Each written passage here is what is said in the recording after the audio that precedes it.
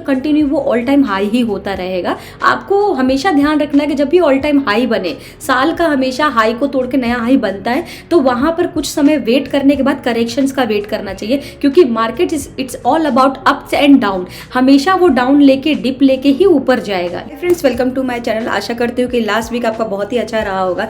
देखो यहाँ पे शार्प जो यहाँ पर बाइंग हुआ है, इट डजंट मीन कि यहाँ से बायर स्टार्ट हो चुके हैं, एक्टिव हो चुके हैं। चाहे सेंसेक्स की देख लो, चाहे आप यहाँ पर बैंक निफ्टी का देख लो, निफ्टी का देख लो। दूसरी बात देखो, अभी संकेत जो मैंने आप लोग को यहाँ पर बताया था, ब्रीफ किया था कि मार्केट में एक इस तरीके से ट्रेंड लाइन बन रहा है। ये निफ्टी का चार्ट है। ये ट्रेंड लाइन जो है ये कभी भी फॉल हो सकता है और यहाँ से भारी फॉल यहाँ से नीचे आपको देखने को मिलेगा, और माइट भी आपको फिर ये वाला लेवल देखने को मिल सकता है। वो आपका यहाँ पे रहेगा कि अगर फिसला तो फिर आपको ये लेवल आराम से देखने को मिल सकता है 25,314 और भी नीचे, क्योंकि ये तो 15 मिनट का चार्ट है, और भी नीचे तक आ सकता है। अगर मैं ग्लोबल बाजार की बात करूं तो ग्लोबल बाजार में अभी नया चीजें चेंजेस आया है कि हमारे रुपी जो है वो कमजोर हुआ है।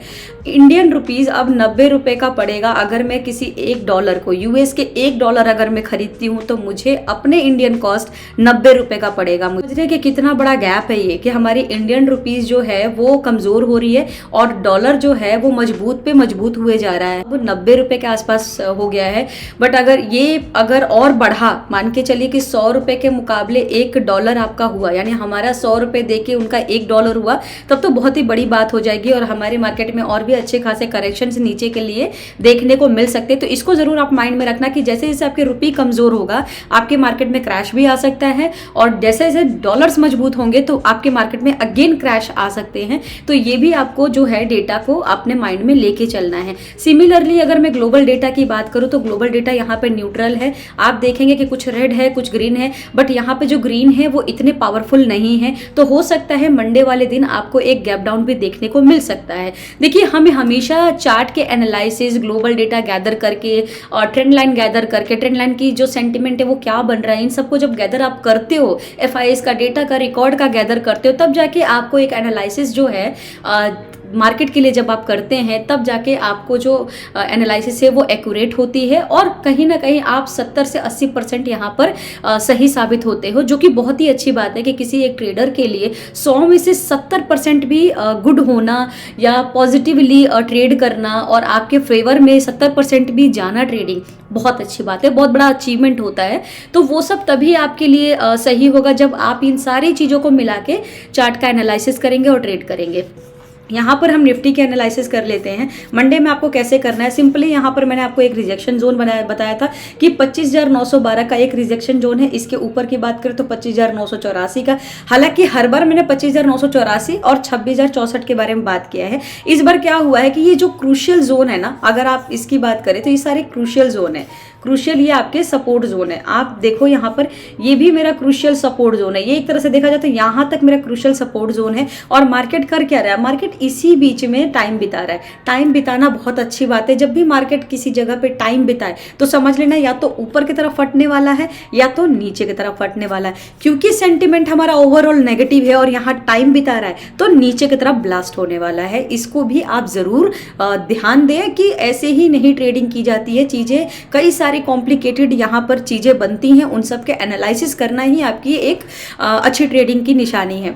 तो यहाँ पर क्या हो रहा है ना कि टाइम बिता रहा है। कब से मार्केट टाइम बिता रहा है, और टाइम बिताने के बाद क्या है, ओवरऑल मार्केट हमारा सेंटीमेंट नेगेटिव है, तो ये वेरी सून यहाँ से ब्लास्ट होकर नीचे गिरने वाला है, ऐसा यहाँ पर चार्ट बता रहा है। अब देखो यहाँ पर मैं एक बार इसको रिमूव कर लेती हूँ। तो जैसे कि मैं बता रही थी कि 26,064 एक क्रूशियल सपोर्ट, यहाँ भी मार्केट जो है टाइम बिताया है। उसके नीचे बात करें तो ये 25,984 ये भी आपका यहाँ पे टाइम बिताता हुआ नजर आया है। और यहाँ भी आप देखो तो यहाँ भी कुछ समय बिताया है 15 मिनट के चार्ट पे निफ्टी, ये 25,912 के आसपास भी।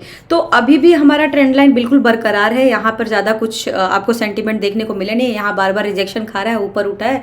अब ज्यादा और ऊपर उठा तो कितना उठ सकता है आपका 26,313 का एक और यहाँ पर जाके रेसिस्टेंस बना के यहाँ से रिजेक्शन अगर खाता है तो शार्प सेलिंग होके सबसे पहले वो आपका 26,064 के आसपास 85 आएगा, उसके बाद फिर आपका 25,984 आएगा एंड देन फिर यहाँ से जब फॉलिंग का सेंटिमेंट कंप्लीटली यहाँ पर बन जाता है, सेलर्स एक्टिव हो जाते हैं, तब जाके आपको ये वाला लेवल देखने को मिलेगा 25,770 के आसपास का। निफ्टी बहुत ही क्रूशियल है, बहुत ही ज़्यादा इसमें भी सेंटिमेंट नेगेटिव बन रहे हैं, थोड़ा सा अलर्ट रहिएगा। कंप्लीटली बाइंग में आप प्लान ना करें, आप पुट और कॉल दोनों में प्लान करें। अगर आपको दिन भर में एक ऐसे ट्रेंड मिलते हैं जहां आपको पॉजिटिवली ऊपर के साइड के मूवमेंट मिलते हैं तो डेफिनेटली आप ग्रैब करें, बट होल्ड ना करें कॉल साइड में, क्योंकि कॉल साइड बूम हो सकता है बट कितना बूम होगा। जैसे कि मैं आपको बता रही हूँ कि सब ऑल टाइम हाई पे है, सब ऑल टाइम हाई पे है। पूरे मार्केट का इंडेक्स मूड जो है ग्रीडी हो चुका है। जब भी मार्केट का इंडेक्स ग्रीडी होता है तो हमेशा मार्केट में सेलिंग प्रेशर एक्टिव हो जाती है, क्योंकि लोगों को तो ये लगता है कि ऑल टाइम हाई चल रहा है, यहाँ से लोग खरीदारी करेंगे, लोग स्टॉक में निवेश करेंगे, बहुत सारे फंड म्यूचुअल फंड में जाएगा और उसके बाद क्या होगा, सेलर्स एक्टिव हो जाएंगे और FIS यहाँ पे बहुत अच्छे से यहाँ पे सारे के सारी क्वांटिटी सेल कर देंगे और फिर जो है आपका पोर्टफोलियो अगेन वो रेड हो जाएगा एंड फिर आप ये कहोगे कि हमारा फिर से पोर्टफोलियो रेड हो गया, अभी तो मार्केट ऑल टाइम ही हुआ था।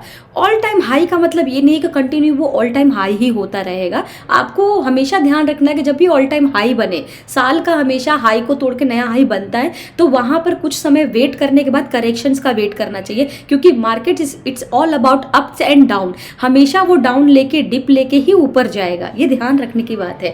तो निफ्टी का आपका बिल्कुल सेंटीमेंट क्लियर है। मैं अगर यहाँ पर बात करूँ, मुझे तो ऐसा लग रहा है कि यहाँ पर एक गैप डाउन भी हो सकता है, क्योंकि यहाँ पर क्या है, जबरदस्ती ये उठा है मार्केट। यहाँ से अगर गैप डाउन हुआ, अगर मान लीजिए भारी गैप डाउन होता है, ये तो मुझे लग रहा है कि जबरदस्ती को ये उठाया गया है, बट यहाँ से मुझे लग रहा है अगर गैप डाउन हुआ तो शार्प आपको ये वाला जो सीन है, ये वाला जो 25,770 का है, ये आपको डेफिनेटली देखने को मिल सकता है अगर मार्केट गैप डाउन होता है तो।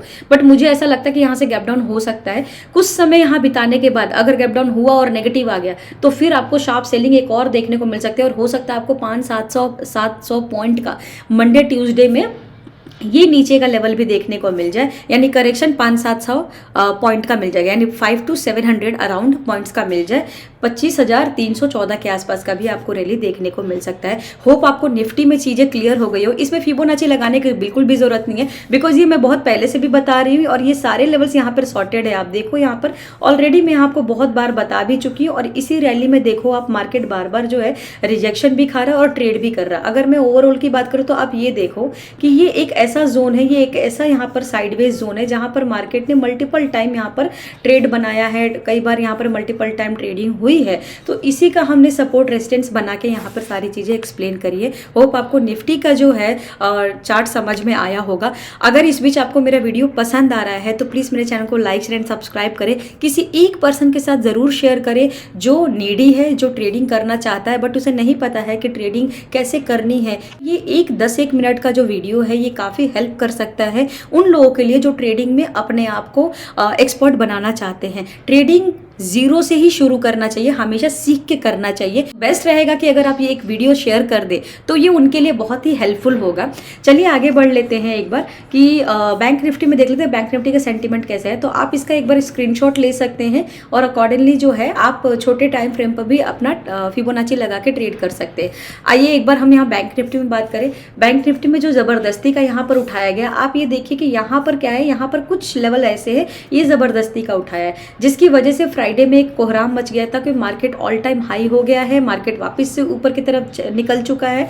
बट जैसे कि बात करूं, मैं हर बार बताती हूँ कि ये एक ट्रेंड लाइन है। आप देखो ये भी तो एक ट्रेंड लाइन बन रहा है। इस ट्रेंड लाइन का भी मतलब ये है कि इसकी जितनी डेप्थ है उतनी ये नीचे आएगी, उतनी नीचे आएगी, यानी हो सकता है कि आपको मंडे में एक गैप डाउन ही नजर आ जाए और वो गैप डाउन आपका 58,832 के आसपास ही सीधा रिस्पेक्ट कर दे और यहाँ पर कुछ समय बिताने के बाद, यानी अप्स डाउन यहाँ से थोड़ा थोड़ा ऊपर नीचे होने के बाद अगेन आपको दूसरा जो सपोर्ट है वो आपका 58,665 का दे दे और जब उसके बाद इसको फिसला, मतलब इसको टच करके फिसला, तब तो फिर आप कहरी हो जाएगा मार्केट में, क्योंकि बैंक निफ्टी जब फिसलता है तो 500-700 पॉइंट का आराम से रैली दे देता है। तो मेरा ओवरऑल अगर व्यू है बैंक निफ्टी का, तो मेरा ओवरऑल व्यू सिर्फ नेगेटिव ही रहेगा, बिकॉज अभी मार्केट ऑल टाइम हाई है। तो मैं बिल्कुल भी अपोजिट इसके बारे में बात नहीं करूंगी।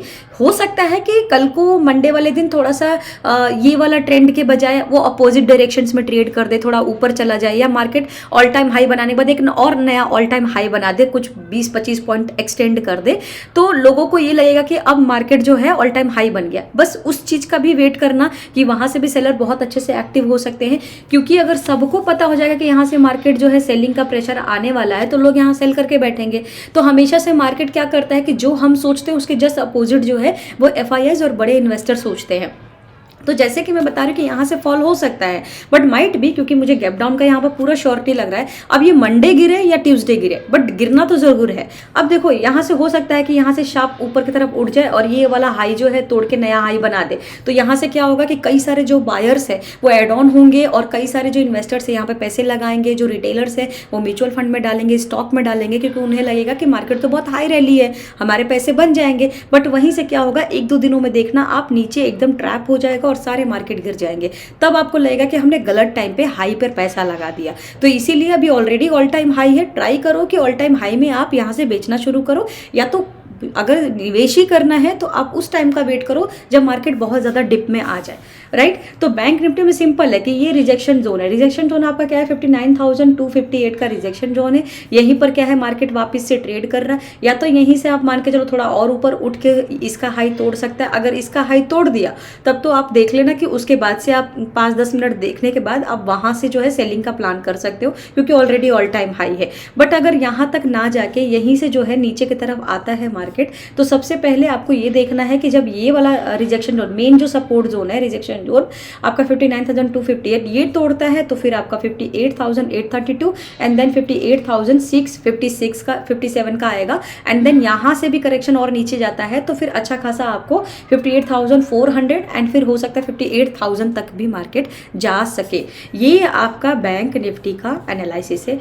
होप आपको ये बैंक निफ्टी का भी क्लियर हो गया होगा सेंटीमेंट सारा, कि मंडे को कैसे आपने प्लान करना है। ध्यान से प्लान करना है, बिल्कुल भी आप फोमो में ना पड़े कि मार्केट ऊपर उठ रहा है तो आपके ट्रेड छूट गए, बिल्कुल भी नहीं। आप दिन भर में एक ट्रेड करिए, अच्छा ट्रेड करिए। अगर 2 ट्रेड कर दे और एक लॉस हो जाता है it's okay, but second time में आप बहुत ध्यान से अपनी स्ट्रैटेजी लगा के ट्रेड करिए, तभी जाके आप जो है यहाँ पर कुछ पैसे बना पाओगे। अब देखो यहाँ पर हम सेंसेक्स में भी बात कर लेते हैं। सो सेंसेक्स में भी अगर चार्ट की बात करें तो यहाँ ज़बरदस्ती का उठाया गया था। अभी क्या है ना, एक रिजेक्शन जोन यहाँ पे मैं 85,194 बता रही थी, ऑल्दो मैंने 85,200 के बीच एक मैंने साइडवेज जोन और एक मैं रिजेक्शन जोन बता रही थी कि अगर यहाँ से बार बार रिजेक्शन हो रहा है, आप देखो नीचे के साइड भी रिजेक्शन हो रहा है, ऊपर के साइड भी रिजेक्शन, ऊपर से आ रहा है तो नीचे ज़्यादा फिसल नहीं रहा है, और अगर यहाँ से देखो यहाँ ऊपर से आया नीचे फिसला नहीं, और नीचे से अगर ऊपर आ रहा है तो फिर यहीं पर थोड़ा सा ऊपर आके वापस नीचे आ जा रहा है। अब क्या है, यहाँ पर कुछ टाइम बिताने के बाद फ्राइडे वाले दिन इस रिजेक्शन को तो ऊपर किया है, एंड सेकेंड जो रिजेक्शन जोन था इसका 25,522,